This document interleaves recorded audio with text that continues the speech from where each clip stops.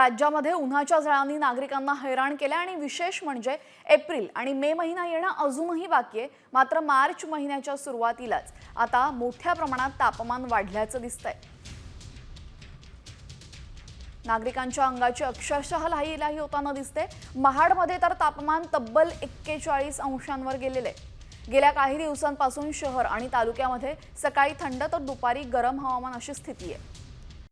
Comscore नुसार आता isakal.com आहे देशातील नंबर 1 ची मराठी न्यूज वेबसाईट। प्रत्येक अपडेटसाठी isakal.com ला नक्की भेट द्या। दरम्यान राज्यात कुठे किती तापमान आहे पाहूयात।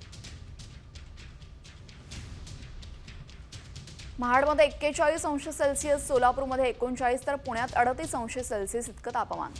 सांगलीमध्ये 38, साताऱ्यात 37, कोल्हापुरात 36 अंश सेल्सिअस तापमान।